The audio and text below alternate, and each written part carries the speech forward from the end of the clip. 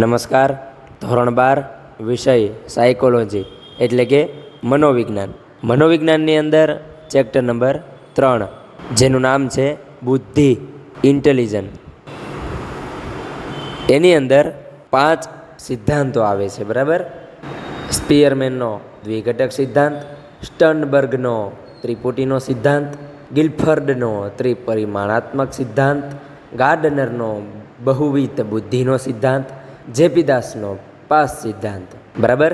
તો 5 સિદ્ધાંત વિશે આજના વિડીયોમાં આપણે માહિતી મેળવીશું. સ્ટાર્ટ.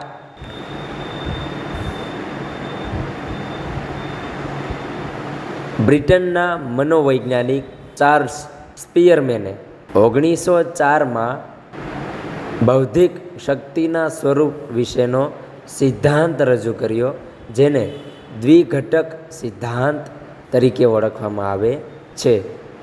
સ્પીયરમેનના મતે બૌદ્ધિક ક્ષમતા મુખ્યત્વે 2 પ્રકારની એટલે કે 2 ઘટકની હોય છે. એક સામાન્ય બોધ તત્વ અને 2 વિશિષ્ટ બોધ તત્વ. સામાન્ય બોધ તત્વ કે ક્ષમતાને જી ફેક્ટર, જનરલ ફેક્ટર તરીકે અને વિશિષ્ટ બોધ તત્વને એસ ફેક્ટર એટલે કે સ્પેશિયલ ફેક્ટર તરીકે ઓળખવામાં આવે છે. વ્યક્તિમાં રહેલી બૌદ્ધિક ક્ષમતા કે વ્યક્તિની બોધાત્મક અભિવ્યક્તિ એ જી ફેક્ટર અને એસ ફેક્ટરને આભારી છે. વ્યક્તિની સમગ્ર બુદ્ધિ ક્ષમતા એ જી ફેક્ટર અને એસ ફેક્ટરનો સમુચ્ચય સરવાળો છે. બંને ઘટકોની પોતાની વિશિષ્ટ લાક્ષણિકતાઓ પણ છે.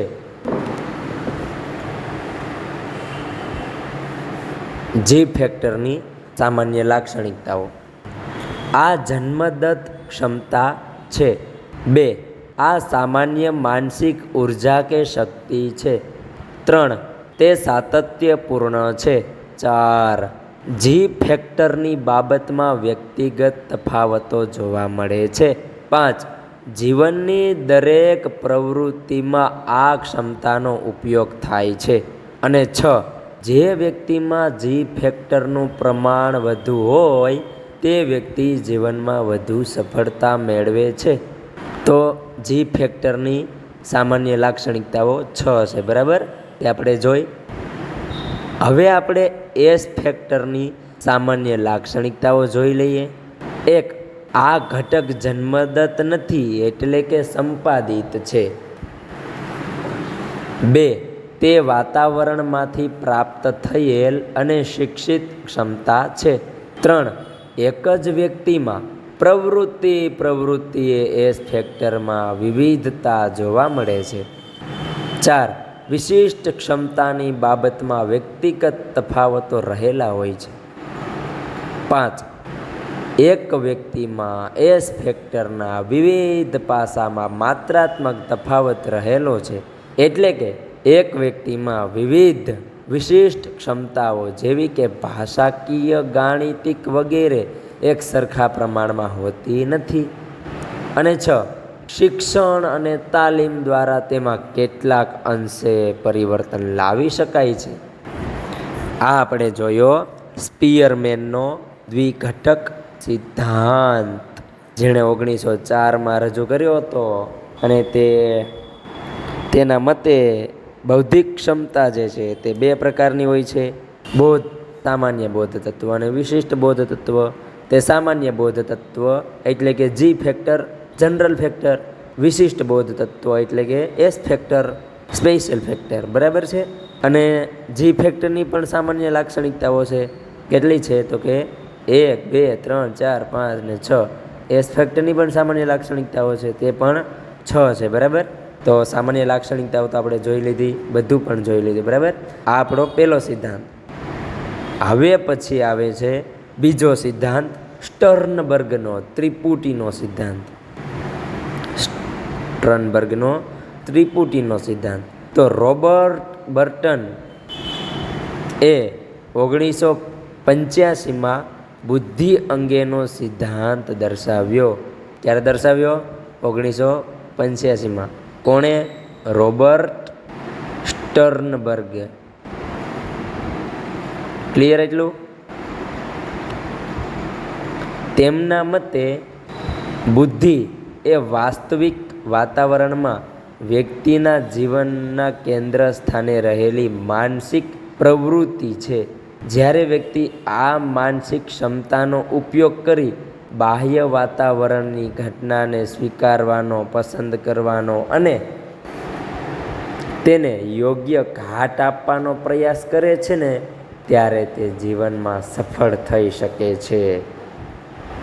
1990 બાદ સ્ટર્નબર્ગે પોતાના આ સિદ્ધાંતનું નામ બદલી ને સરળ બુદ્ધિનો સિદ્ધાંત નામ આપેલું. બરાબર. સ્ટર્નબર્ગે પોતાના બુદ્ધિ અંગેના ત્રિપુટીના સિદ્ધાંતમાં બુદ્ધિના મુખ્યત્વે 3 પાસાઓ દર્શાવ્યા છે. 1. ઘટકીય બુદ્ધિ, 2. અનુભવજન્ય બુદ્ધિ અને 3. સંદર્ભગત બુદ્ધિ. એક પછી આપણે જોતા જઈએ. બરાબર છે? મજા આવતી હોય તો લાઈક કરી દેજો અને કોમેન્ટ પણ કરજો. પહેલી છે ઘટકીય બુદ્ધિ. આ પ્રકારની બુદ્ધિમાં અમૂર્ત અને વિશ્લેષણાત્મક રીતે વિચારવાની શક્તિ રહેલી હોય છે. આથી આ પ્રકારની બુદ્ધિને વિશ્લેષણાત્મક બુદ્ધિ તરીકે પણ ઓળખવામાં આવે છે.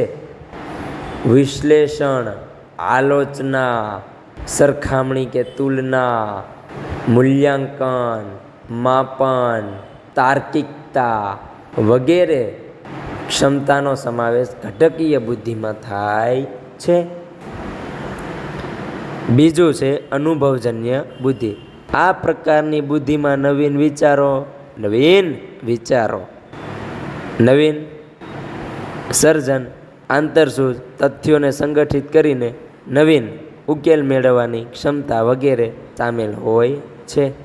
આથી આને સર્જનાત્મક બુદ્ધિ તરીકે પણ ઓળખવામાં આવે છે. આ પ્રકારની બુદ્ધિમાં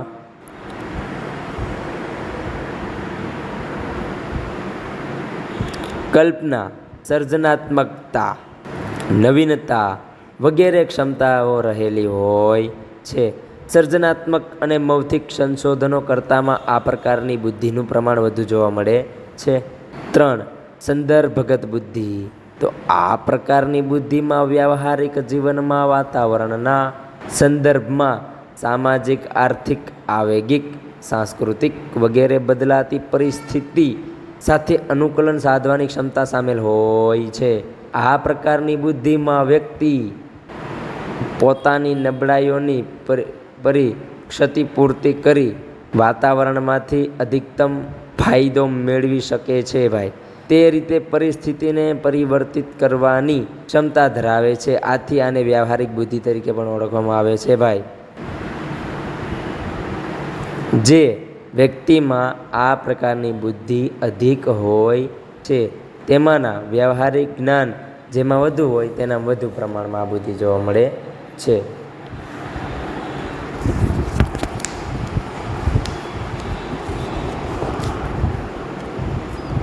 આ સિવાય આપણી ચેનલમાં ઘણા બધા વિડીયો પણ છે, તે જોવાનું ભૂલતા નહીં.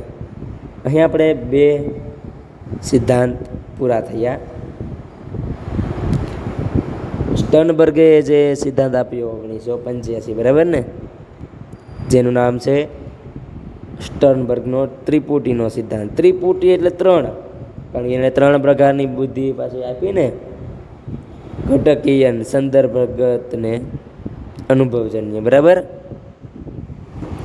આવી રીતના આપણે યાદ રાખવાનું.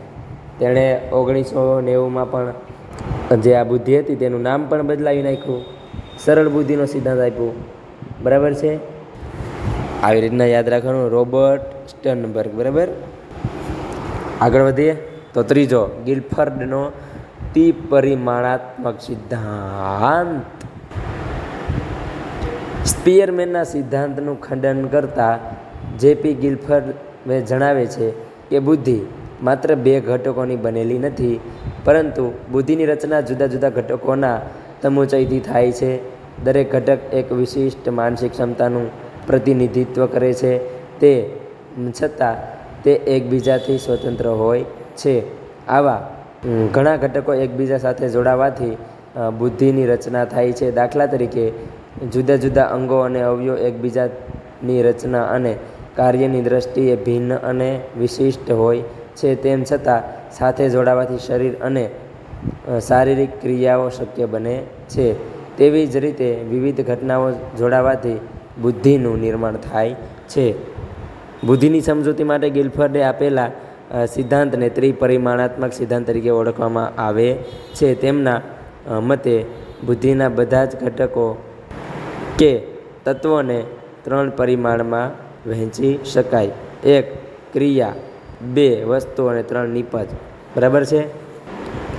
તો ગિલફર્ડે ક્રિયામાં વ્યક્તિની માનસિક પ્રક્રિયાને પણ સ્થાન આપ્યું છે.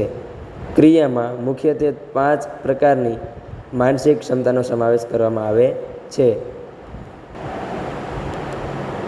1 મૂલ્યાંકન, કેન્દ્રિત ચિંતન, વિકેન્દ્રિત ચિંતન, સ્મૃતિ અને બોધ.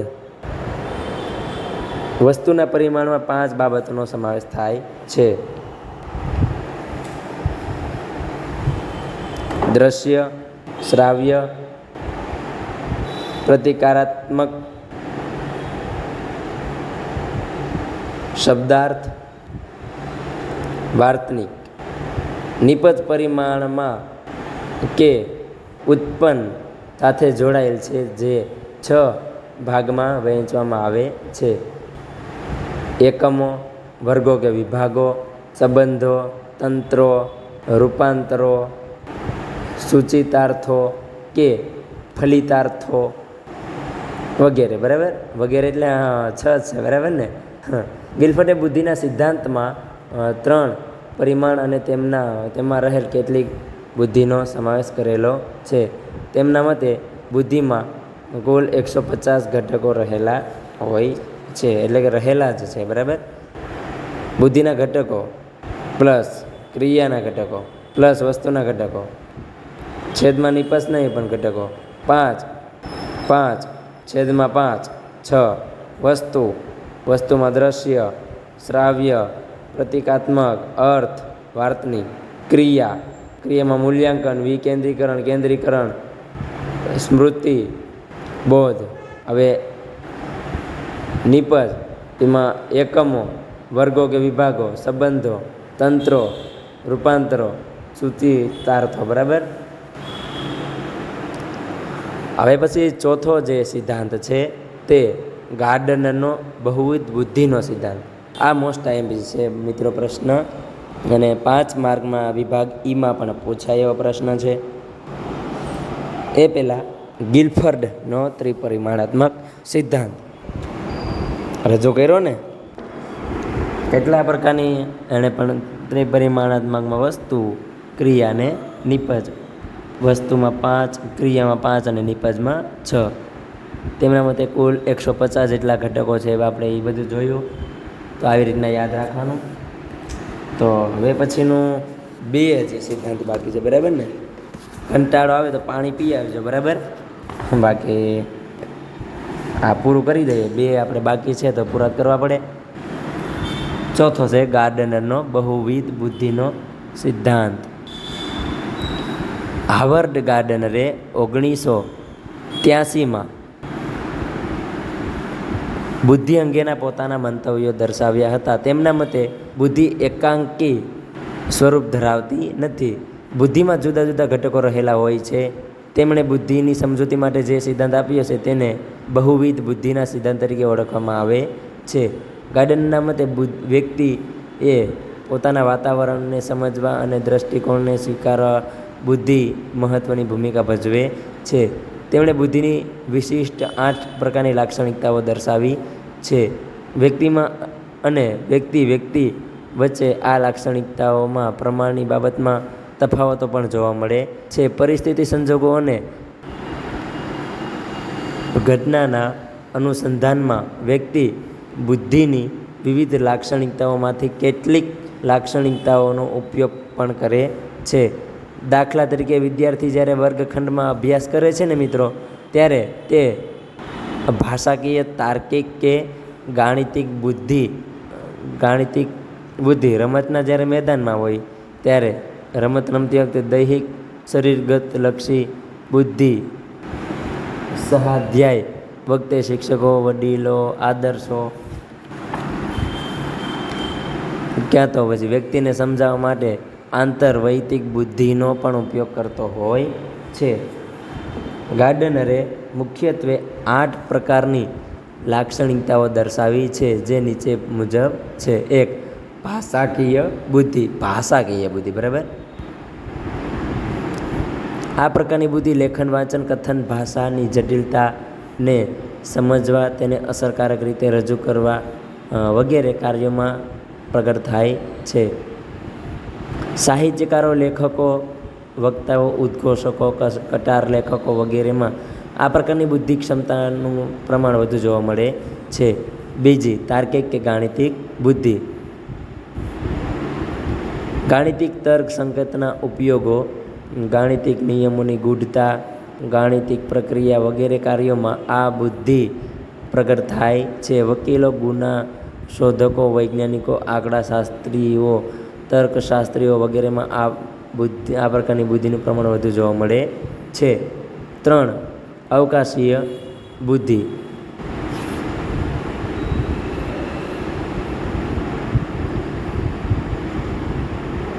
માનસિક પ્રતિમાઓ રચવા, અંતર વિશેના ખ્યાલોને આધારે નિર્ણય લેવામાં ક્ષમતામાં, સમસ્યાના કોયડા ઉકેલવામાં, ઉખાણાની રમતમાં આ બુદ્ધિનો ઉપયોગ વધુ થાય છે. વાહન ચાલકો, ઇજનેરીઓ, ઓપરેશનકર્તાઓ વગેરેમાં આ પ્રકારની બુદ્ધિનો પ્રમાણ વધુ જોવા મળે છે, એટલે કે સવિશેષ હોય છે. 4. દૈહિક શરીરગત લક્ષી બુદ્ધિ. શરીરના હલનચલન, તેની ગતિ, અંગવિન્યાસ, અંગમરોડ વગેરે દક્ષતા કેળવવા માટે પ્રકારની બુદ્ધિની જરૂર પડે છે. રમતવીરો, હસ્તકલાના કારીગરો, નૃત્યકારો, અભિનેતાઓ વગેરેમાં વ્યક્તિમાં આ પ્રકારની બુદ્ધિનું પ્રમાણ વધુ જોવા મળે છે. હવે આંતરવૈયક્તિક બુદ્ધિ. આ પ્રકારની બુદ્ધિની મદદથી વ્યક્તિના ગમા અણગમા, લાગણીઓ, આવેગો, સ્વભાવ, ટેવો, વ્યક્તિત્વના ગુણ, લક્ષણો વગેરેથી માહિતગાર થઈ શકે છે. રાજનેતાઓ, ધર્મગુરુઓ, શિક્ષકો, સામાજિક કાર્યકરો વગેરેમાં આંતરવૈયક્તિક બુદ્ધિનું પ્રમાણ વધુ જોવા મળે છે. હવે સાંગીતિક બુદ્ધિ. મારો મેન વિષય સંગીત છે, એટલે થોડુંક જણાય તો સંગીતના સૂર, લય, તાલ, રાગ, બંદિશ વગેરેની સમજ કેળવવાની ક્ષમતા સાંગીતિક બુદ્ધિનું પરિણામ છે. ગાયક, વાદન ક્ષેત્રે કાર્ય કરતા નિષ્ણાતોમાં આનું પ્રમાણ અનેકની સરખામણી એટલે કે તુલનામાં વધુ હોય છે. ટૂંકમાં જે સંગીત વિશે જે જાણતા હોય એ પછી ગાયન હોય કે વાદનમાં, તેમાં આ સાંગીતિક બુદ્ધિનું પ્રમાણ વધુ જોવા મળે છે. એમાં આપણે વધારે, બરાબર ને. હવે વ્યક્તિ અંતર્ગત બુદ્ધિ. એક વ્યક્તિ તરીકે આપણે પોતાની લાગણીઓ, આવેગો, અભિવ્યક્તિઓ, મનોવલણો, પૂર્વગ્રહો, માન્યતાઓ વગેરેની સમજ આ બુદ્ધિની કેળવણી દ્વારા મેળવી શકીએ છીએ. આંતરસૂઝ અને સ્વ આવિષ્કારની સમજ મેળવવા માટે આ પ્રકારની બુદ્ધિનો ઉપયોગ પણ થાય છે. છેલ્લો ને લાસ્ટ, નૈસર્ગિક બુદ્ધિ. તો પ્રકૃતિના તત્વો જેવા કે જીવસૃષ્ટિ, વનસ્પતિ સૃષ્ટિ તેમ કે કુદરતી ઘટનાઓ વિશેની સમજ મેળવવા માટે નૈસર્ગિક બુદ્ધિ આવશ્યક છે. જીવ વિજ્ઞાનો, વનસ્પતિ શાસ્ત્રીઓ, ખેડૂતો, વન પ્રવાસીઓ વગેરેમાં આનું પ્રમાણ વધુ હોય છે. હવે છેલ્લો ને લાસ્ટ, જેપી દાસનો પાસ સિદ્ધાંત. જગન્નાથ પ્રસાદ દાસ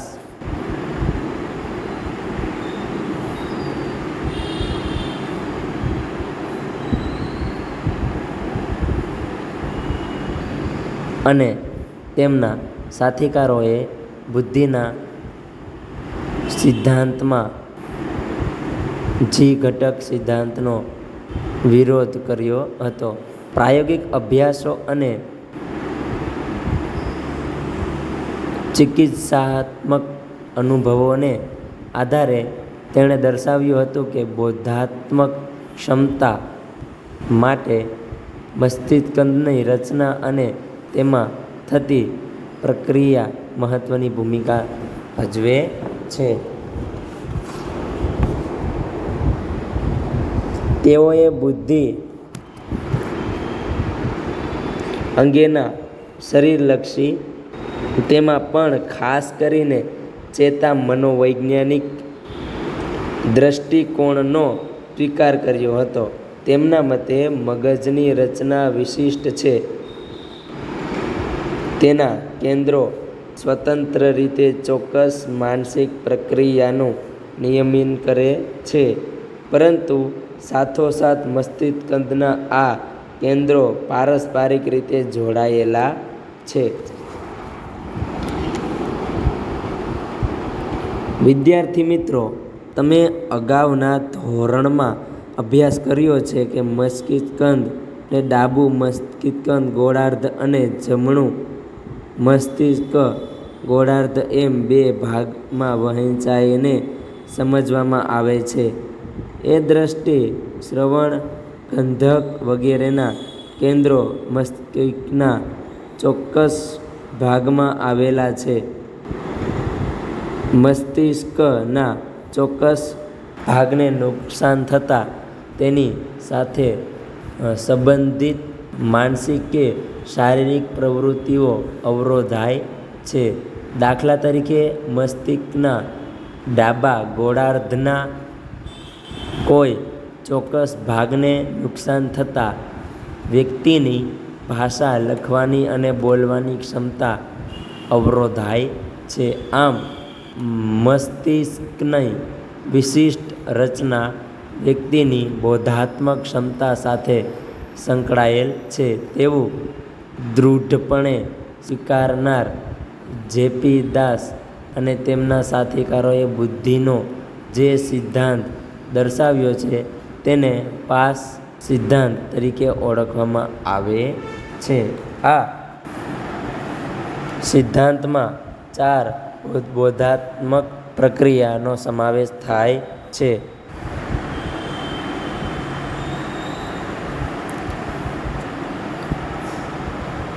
પાસનો પહેલો અક્ષર છે પી એટલે આયોજન, બીજો છે એ એટલે ધ્યાન, ઉત્તેજના, ત્રીજું છે એસ એટલે સમકાલીન પ્રક્રિયા અને ચોથું છે એસ એટલે કે ક્રમબદ્ધ પ્રક્રિયા. બોધાત્મક ક્ષમતા જેની મદદથી આપણે સમસ્યાનો ઉકેલ કેવી રીતે મેળવીશું તેનો નિર્ણય લઈ શકીએ છીએ. આ નિર્ણય મુજબ વર્તન કરી શકીએ. એમાં આપણે ધ્યેય નિશ્ચિત કરવા, પરિણામનું પુનર્વાસમાનનું અને સ્વભાવો કે પ્રતિપત્તિનો ઉપયોગ કરીએ છીએ. ઉપયોગ વગેરે માનસિક પ્રક્રિયા કરીએ છીએ. તેને માટે મોટા મગજનો અગ્રખંડ જવાબદાર હોય છે. 2. ધ્યાન ઉત્તેજના. આ બોધાત્મક પ્રક્રિયામાં વાતાવરણમાં રહેલા ઘણા બધા એવા ઉદ્દીપકો પ્રત્યે ધ્યાન આપવાની અને અન્ય ઉદ્દીપકોની અવગણના કરવાની ક્ષમતાનો પણ સમાવેશ થાય છે. ધ્યાન એ કેન્દ્રિત કરવાની મુશ્કેલીની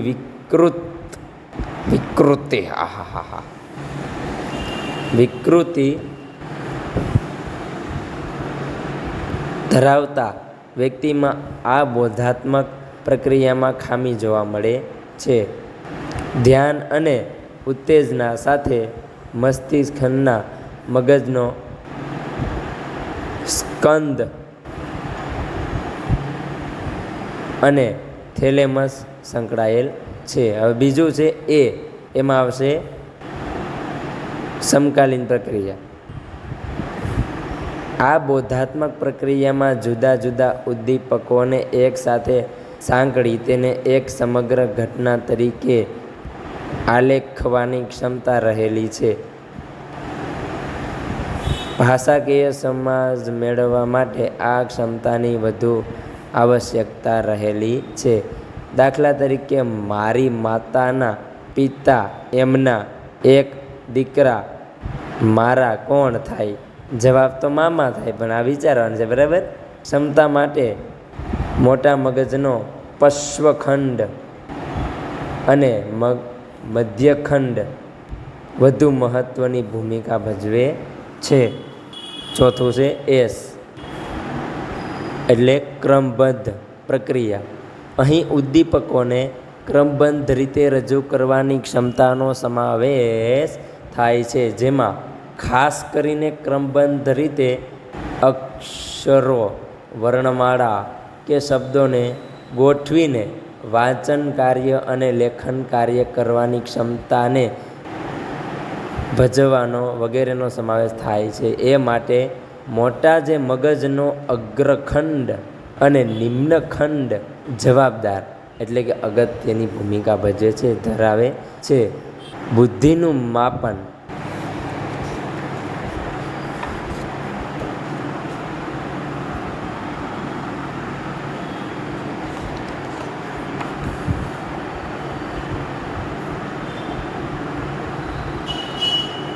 એ આપણે જોવાનું નથી, બરાબર. આપણે તો શરત એ જ હતી કે 3 આપણે જે સિદ્ધાંતો છે એ પૂરા કરવાના. એટલે શરત તો ના કહેવાય, પણ જો તમને આમાંથી કંઈક પણ શીખવા મળ્યું હોય તો અમારે આ મિક્સ ગુજુ ચેનલને લાઈક કરો, શેર કરો, સબસ્ક્રાઈબ કરો, બરાબર છે. આપણે સૌપ્રથમ વાત કરી લઈએ સિદ્ધાંતની. તો કોમેન્ટ બોક્સમાં જે આ વિડીયો જોઈ તેના માટે પ્રશ્ન: સ્પીયરમેનના સિદ્ધાંતનું નામ જણાવો. સ્પીયરમેને જે સિદ્ધાંત છે એ સિદ્ધાંત કયો સિદ્ધાંત તેણે આપ્યો?